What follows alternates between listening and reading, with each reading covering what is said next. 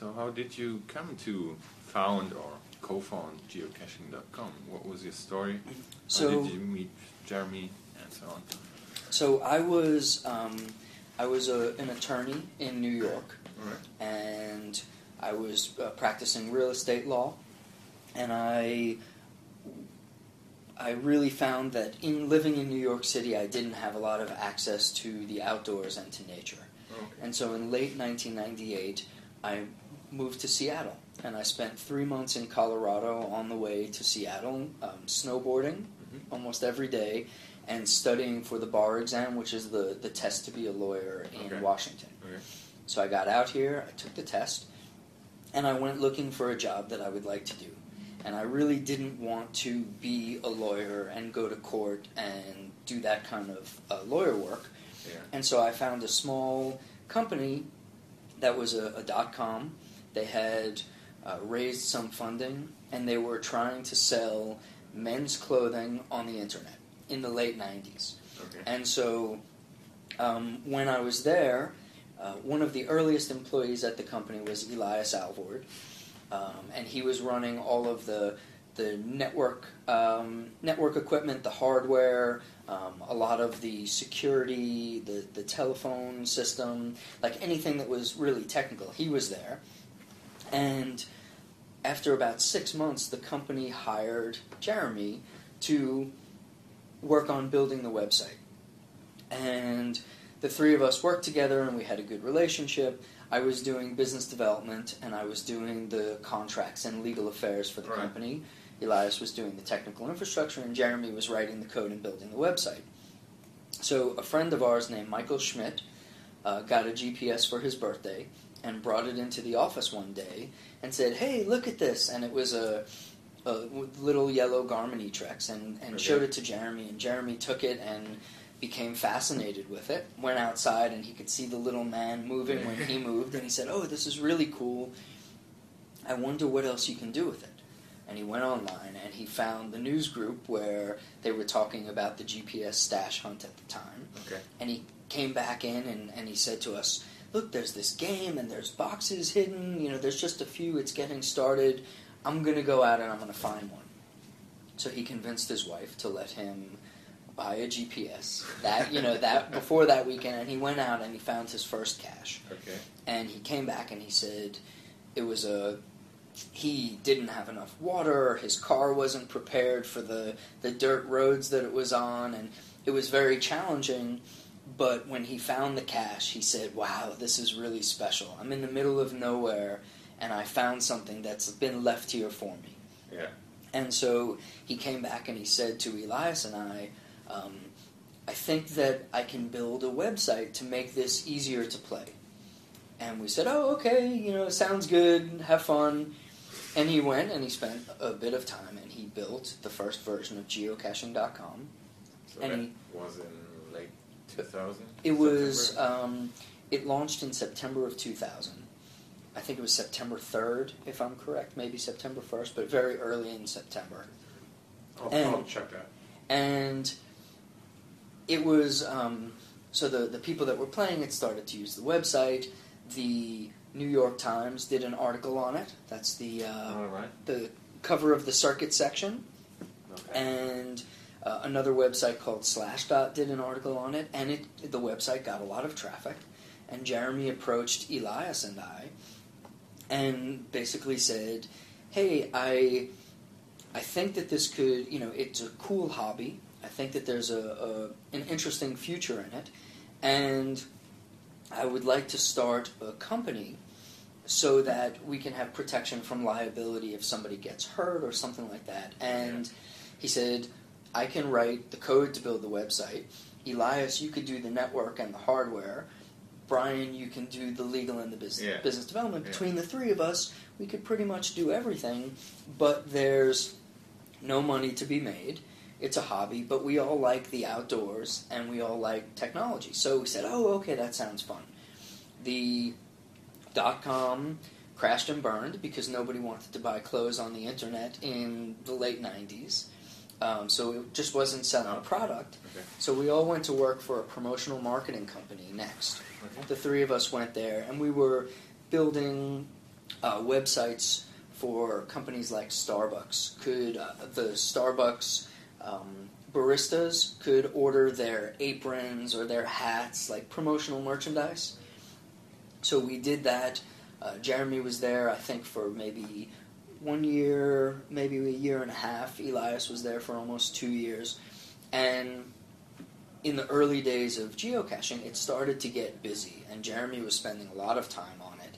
And he came to Elias and I, and he said, we need to figure out a way that we can make money so that I can work on this full-time. All right. So we launched premium memberships, and we said to the community, hey, please help us support the site. If you become a premium member, we'll be able to build the site better, and we'll give you access to new features when we make them, and right now there's no new features, please help us. And so in that month, we got in premium memberships. Which year was that? This was, I think, 2002. Maybe Eric, if you can confirm that. I'm not exactly sure. All right. But we got that month, a lot of people paid $30. And we said, oh, okay, this is, maybe we can do this. And the next month it wasn't as much because the first group everybody paid, and then the next it was a little bit more. Yeah. But we said, okay, we'll hire Jeremy. So we hired Jeremy.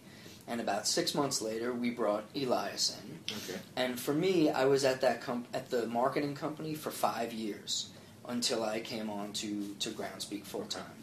But we were, we were basically working nights and weekends to build the company until we could be full-time employees.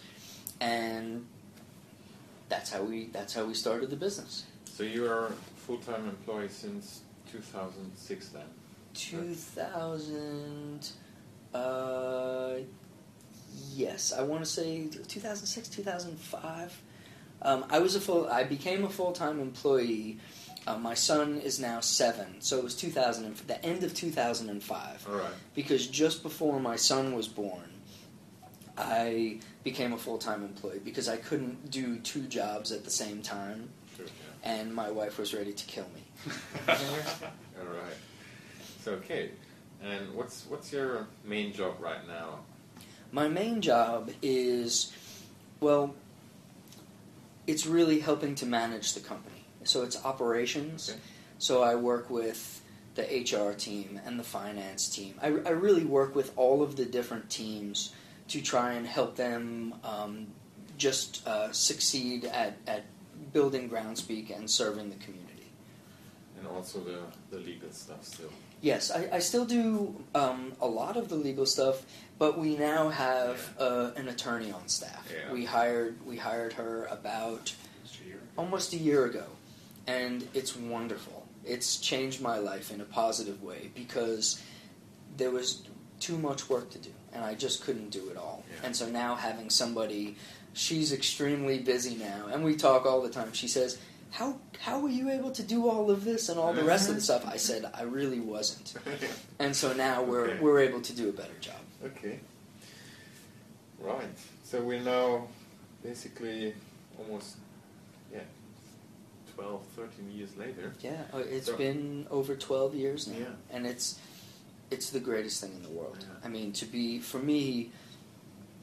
involved with technology and outdoor recreation is wonderful. But the fact that we are changing the lives of people around the world in a positive way, like giving them something fun to do, giving them exercise, letting them make new friends, interact with the community, it's the best kind of success. I think, people say, do you feel like you're successful? And I said, well, the first time I felt like we were successful, it was probably 2003.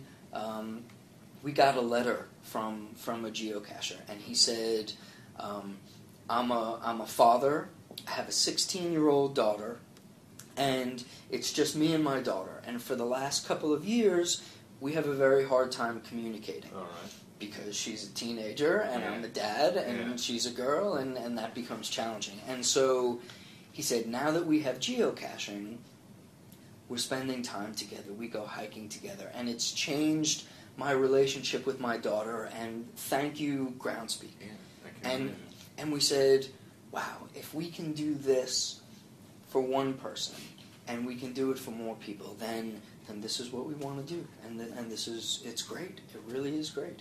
Do you still have time to go geocaching as much as you want? Not nearly as much as I want. And the thing is, I love geocaching. I really do. The best part for me is I get to travel for Groundspeak. So we go to Germany, and we were in New Zealand in October, and I've been to Finland and Denmark and Belgium and Luxembourg and France to go meet geocachers. Nice, yeah. And when I go, they'll take me and they'll say, oh, you have to see this cache, or you have to see this cache. So I don't have a lot of finds, but the finds that I have are really good, and they're all over the world. But my 7-year-old, he really likes to go geocaching. So when we have, my wife is away this weekend, so we're going to go geocaching this weekend. All right. Nice. But mostly, I'm focused on geocaching every day at work. So when I come home at night, sometimes I just want to sit on the couch and maybe play Xbox. Maybe go to dinner with my wife. And so during the day, I don't really get too much geocaching. I do most of my geocaching when I travel. Okay. So speaking of other countries, which countries do you consider as most active? I think Germany, absolutely one of the most active, if not the most active in the world. The United States, certainly. There are a lot of countries throughout Europe that are very active. Czech Republic is very active. Is very significant. If I had to say the top three, it would be Germany, the Czech Republic, and the United States are the top three. Yeah. I think that's right. And the UK is very active. Yeah, US, Canada, UK, Sweden, Germany. Yeah, Sweden is very active. Yeah, Sweden is very active. And I can share some of that information with you offline. And I've been I went to a mega event in Sweden, and it's called Fumble After Dark, and it's the only mega event where all of the caching takes place at night. And so every year it's in a different place, and they don't say where it is until the day of the event. And so people show up, and when I was there were 700 plus people, and they hide, I think it was something over 100 caches in the woods area. And it's at night, and everybody comes with flashlights, and they give everybody a sheet, and they say, go, and people go out. And because the caches are only there for one night, they do some really incredible things with electronics, and they spend a lot of time to make an exceptional event. It's in Gothenburg, so they pronounce it Göteborg. Yeah. Okay. And so we got to go there and experience this event, and they're very passionate about geocaching, and they're, I think, like many of the geocachers worldwide, they're extremely creative, and they're really bringing their passion to the game. And so to go and see that, it's incredible. It's my favorite part of the job, to get to see how people geocache around the world. Okay, nice. All right. So in the last 12 years, the website and its functions, premium members, and so on, kind of developed. And so what changes or adjustments can we expect in 2013? I think, without being specific in terms of features, I think the overall goals for geocaching is to make it easier for people to learn how to play. We want to make it easier for people to, once they get involved, we want to make it easier for people to contribute their creativity to the community, create good caches. I think it would be nice to work on the saturation issues, and I think you're seeing a bit of that in Germany. There's just so many caches, and so how do we elevate the great caches and have the cachers who have created caches that aren't so great consider archiving them so that somebody else can do another great cache? How do we make caching more engaging and more interactive? That's one piece. And I think that with the addition of smartphones, we have new capabilities. We have the ability to deliver multimedia experiences. We have the ability to deliver some new creativity using the technology that's available to us, using the fact that these devices are now connected. So you don't necessarily have to download something and then go play it. You can, even now the game has changed so much. You can go to a new city and do no planning at all, turn on your device and say, show me what's here. And then you can go and you can play. And it's game changing for geocaching. And so how do we leverage these devices to give the community tools to create more engaging, interactive experiences? I think that's one of the things that we are focused on. All right. So we're looking forward to that. We're all looking forward to it. And it takes time and it takes resources. And so for Groundspeak, there's a lot of companies out there that will say, oh, let's go, let's raise money, let's do an IPO, let's see if we can, everybody can retire on a beach in the Caribbean with cocktails. And we've never taken that approach. We have always said we've never taken any outside funding. We've relied on the community to help support the game. And so through premium memberships, through mobile application sales, through merchandise sales, trackables, that's how we built this. And so because we've been able to do that, thanks to the community, we don't have to answer to anybody else. Somebody can't come and say, oh, you need to, no basic membership, everything should have a charge, like make more money. Yeah. We don't have to. We're less concerned about making more money than we are about making enough money to support the operations and to allow us to do the kind of things that we want to do. And as long as we can remain independent like that, then we have the ability to really serve the community in a way that the community should be served. Because this isn't about somebody coming in and taking advantage of the community. It could happen.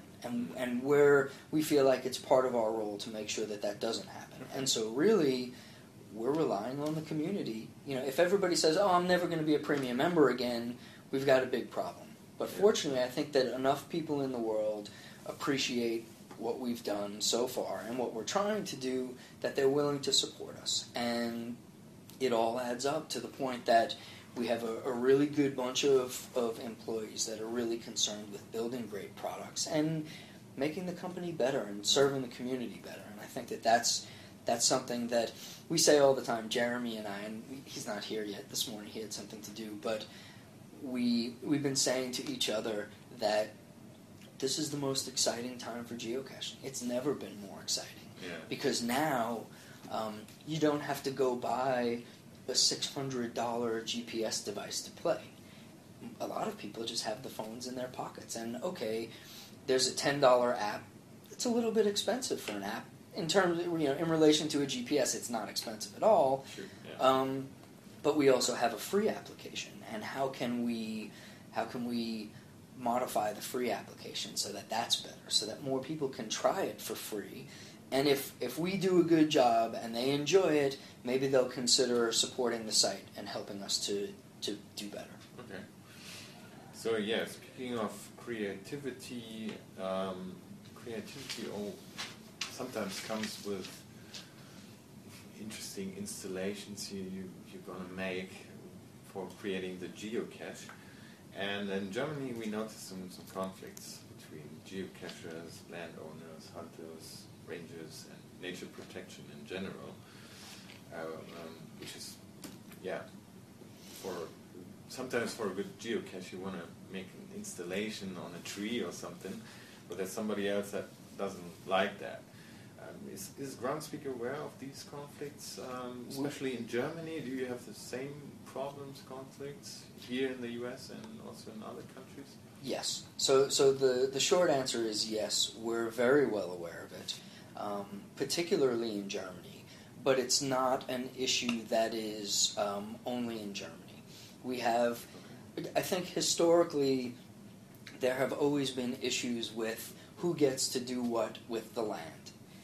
Public lands. I know in the U.S., there's issues between the mountain bikers and the snowmobiles or the hunters. And so geocaching is a new activity, and so like all these other activities, there's always going to be that dialogue and the conflict.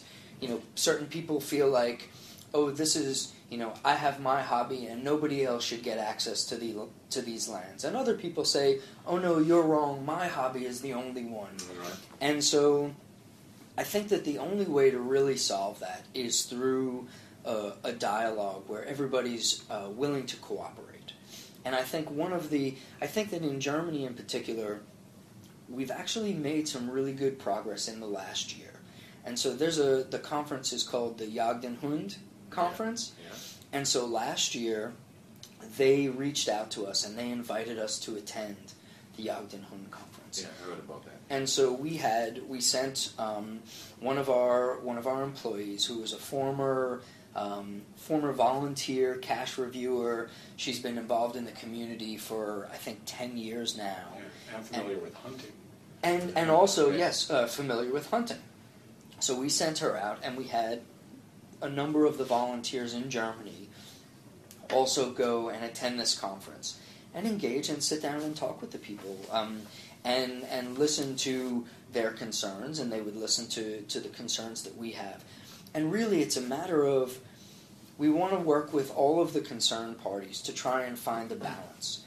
And I think that a balance doesn't mean that the hunters have to leave the land, and it doesn't mean that the geocachers have to leave the land. It's really more somewhere in the middle of how can we share it in a way that the nature isn't negatively affected, the animals aren't negatively affected, and I think that there has to be a level of respect for the people who own the land. So even here in the U.S., if there is a landowner who comes to us and they say, I found a geocache on my land and I don't want it here. Yeah. If we said, oh, hey, we're sorry, it's going to stay, geocaching is fine, in the long term we would have big problems. And so we have to cooperate, and so we have to be responsive. And so we'll say, hey, if it's your land and you don't want geocaching, okay, we're going to make sure that there's no geocaches on your land. However, if it's your land and you're running a park, and you say, oh, I just heard about geocaching, I don't want any of this, and we say, well, for your park, you want people to come to your park. You're really you want families with children to come to your park. You want people to come and appreciate the nature, and you want the older people to come and enjoy the park. If that's your goal, then let's explain to you how geocaching can help you with that goal, and how we can get people to come and visit and teach people about nature conservation and cash in, trash out, and things like that. And I think only through that type of dialogue can we solve this. And I know that since the Jagd den Hund conference, our local volunteers have been working with that organization and working with the landowners. And I was actually speaking with one of them on Skype yesterday because the new Jagd den Hund conference is in 2 weeks. Right. And so they will be attending, and we're sending them materials, and we're going to be continuing that dialogue. But one of the things that he said to me is, he said, this was one of the best things that we did last year because now we have a relationship and now we can talk. Prior to that, we didn't know each other. And so the first step is really the introduction and seeking to understand each other's concerns and goals. Yeah. And then by sitting down together, we can work towards a solution. Okay. And so because I think Germany is we see more of it in Germany. And I think it's because Germany is so passionate. And the way that we feel about it is Germany is the forerunner. So what we see in Germany today, we're going to see elsewhere in the world in the coming years. And so figuring out how to do this the right way is going to help us in the future to do it the right way everywhere else in the world. Yeah. And without the efforts of the volunteers who are over there, who care about geocaching, and who are helping to make it a better game for the community, for the land, for themselves, for their children, without the efforts of those people, we could not do this. So, you were talking about dialogue, and right now there's I'd say, big discussion that people criticize that once a reviewer gets contacted by a landowner who says, I don't want that geocache, it's archived right away. So it's not much of a dialogue, because the reviewers say, well, it's in our guidelines, you don't have the permission, so we archive it. I don't know what happens after that. It's a big challenge. It's and so what we're trying to do is we want people to understand that we're going to be responsive. So if there's a landowner and they say this cache has to go away, if we say, oh wait, let's talk, we want to have a dialogue, and they say, no, I want it to go away, then they go and they tell somebody else, and maybe they complain to the government and they say this is bad, they don't listen, and so I think it's fair to say that the balance that we have now is not perfect, and there are probably some changes that can be made. And we're really working through. It's a process. There's no switch that we could say, oh, okay, here's how it should work, because we want to make sure that the landowners are happy and the cachers are happy. And I think right now, if I go place a cache and it's in a place where it shouldn't be, and everybody's enjoying it, everybody really likes this cache, and the landowner comes and says, take it away, and it gets taken away, well then I'm unhappy, the cachers are unhappy, and so how do we find a better balance? It's a really good question, and we're trying to work through it. I don't know that there's an easy answer to that. And again, we don't want to upset geocachers, and we don't want to upset the landowners. So we really have to find something in the middle where we can cooperate. I think one problem is that landowners or hunters that have concerns, which is kind of the other side, they have problems to find out who's responsible for that specific geocache. Mm-hmm. So my own website ranks in Google on the first page, like place 4 or 7 sometimes. That's good. That's so I get emails from some people, landowners, that say, there's a geocache on my land, I want it to stop. They send it to me, but I'm not in any case responsible for that. So I tell them I'm not responsible. I'm trying to contact the owner, because I can see it, because I'm a member of geocaching.com, and then I sent them a private message.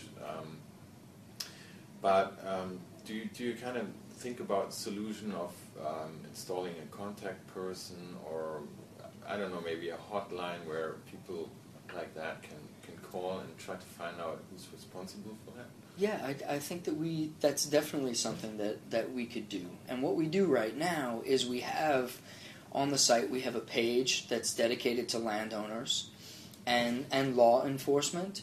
So if they have questions, we give them an email address to write, and we have a team that's responsive to that. We actually have at least one member of our team who speaks German, so that we can be responsive to that. And I know that we've worked with the reviewers to respond to those requests, and I think maybe there's a way to make the system a little bit better. One of the challenges that we have is if somebody goes and they say there's a geocache on my land, we want to make it easy for them to figure out which geocache it is. But if they just say, oh, I found the box on my land, somebody come fix this, we need more information. And so there's a little bit of work that still has to be done by the landowners, and we don't want them to do too much work, because then they get angry. So it's, again, how do we find the right balance between saying, hey, listen, you don't have to pay, create a free account, here's the cache owner, just email them or email us. Either of those two options will get it addressed. But if they say, I don't want to go to the website, somebody get rid of this cache, then it becomes a little challenging. And they contact you. In the past, they've contacted Jorg Bertram. Do you know Jorg? Yeah, sure. So they contact Jorg and they say, hey, get the cache. And so what we did with geocaching DE when it was working, and even open caching DE, we say, here, Send the email to us. Send anything. If you get a call, send it to us, and we'll address it. And so there's probably not much that we can do to prevent somebody from finding a geocache, searching for geocaching, and saying, "Oh, look, I'm going to call you. I'm going to email you." But what would be ideal is if we say, "Hey, listen, if you get a call, if you get an email, here's the contact. Just forward it. You shouldn't have to do work." I mean, it's nice. A lot of people do. They'll contact the cache owner. "Hey, I heard from this person. Can you fix this or remove it?" But if you ever want to just email us, we have a team that is paid to address those kind of things. Is the page you mentioned, is it in German also? I'll check. For the landowners? I think that's very which would important. be great. Just to, even if you share the page, it must Sure, be yeah. in German. Yeah, I imagine. I'll check that as Okay. well. Because One of the I don't know that page. One of the accomplishments that we're very proud of, that we made this year, is 90% of the website right now is localized in German and in 10 other languages. And that was something that at the beginning of last year we said, we want to do this. And so I would be shocked if that page is not in German. But we can, I'm sure. Yeah, I'll definitely send you one. My experience was sometimes on the geocaching.com site, you click, you're on the German version, and then you click a link, and then Sometimes it's you're in English. Yep. And not only sometimes, it's happening quite often in my experience, Well, my I mean- opinion. But maybe you worked on it in the last months. I mean, really, we worked on it in the last year. And so if you're still seeing that, I mean, if there's ever a page, like, if you don't mind, if you see a page that's in English that you think should be in German, All right. send Eric an Okay. email, because we're always looking to try and fix those things, and we'll change it. Okay. So speaking of internationalization, Yes. are you planning on building branch offices in other countries? Let's say the most active ones, like Germany. Do you want to make an office there so that people Yes. can contact better? Yes, Not we- only a German-speaking U.S.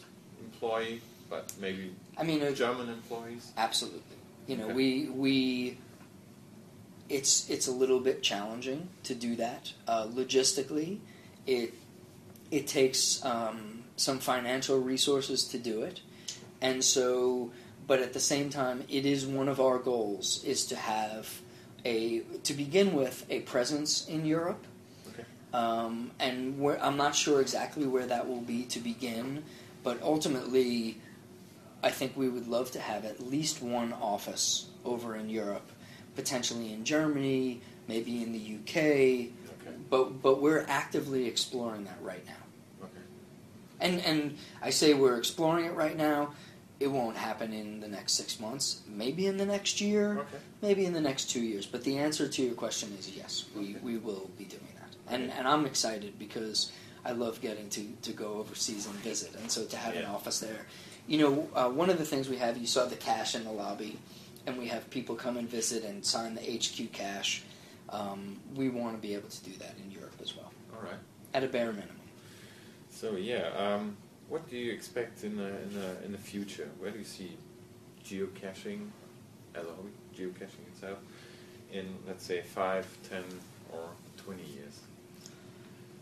I mean, 10 or 20 years, I have no idea. That's I think in large part, it will depend on the evolution of technology. Because here we have this millions of people around the world who are creative individuals, and they are looking to share experiences with other people in the world. And so the first experiences was, here, go to a place and find a box, and it's a beautiful place, and somebody says, oh, this was great, thanks for the cache. Then there came things like multi-stage caches and puzzle caches. Oh, figure out this math problem or solve this puzzle, and then you can find the cache. And then there's caches like Operation Crocodile in Germany. Have you heard of that cache? I don't think so. Okay, so I think it's archived now. now it's archived. Okay. It was a great night cache. So it was a night cache that took 6 hours, and it was it was a story-driven adventure where you got to play like a spy and you're trying to track down missiles, and so it became more of it was an adventure, and you feel like Indiana Jones, or you almost like a role-playing adventure. And so what we're looking at in the future of geocaching, we want to give the community the ability to create more engaging adventures for other people. And so what does it look like 5 years from now? Hopefully you can go to a new location and you can turn on your smartphone and you can say, geocaching.com, tell me what fun things I can do around me. And we're never going to be the company who says, oh, here's a restaurant, here's a gas station, here's your driving directions to your grandma's house. That's not what we do. What we do is we want to deliver fun. We want to deliver adventure. And so our goal as a company is to make sure that whoever you are in the world, you have access to fun adventures that you can play by yourself, with a team, with your family, with your grandparents. That's what we want to do. And so, to a certain degree, we're doing that now, and it's wonderful. We're almost at 2 million caches, and that represents 2 million adventures. And for some people, the hikes that take 2 days and they have to camp just to find one cache, that's their adventure. For other people, they want to do the ET highway and they want to find 1,000 caches in 24 hours and rent a van and drive and have a team and everybody do it. That's their adventure. Okay. And so I think that as a company, it's not our job to decide what adventure is for everybody. It's our job to make sure that people who want to create adventure have an audience for that type of adventure. And the people who are looking for adventure have access to the creations of the community that are designed for what they believe to be adventure. And so if you consider that technology changes every day, and year over year, we get more and more pieces of the puzzle that we can play with in like a tool set for creating adventure. And so we want to build a better tool set.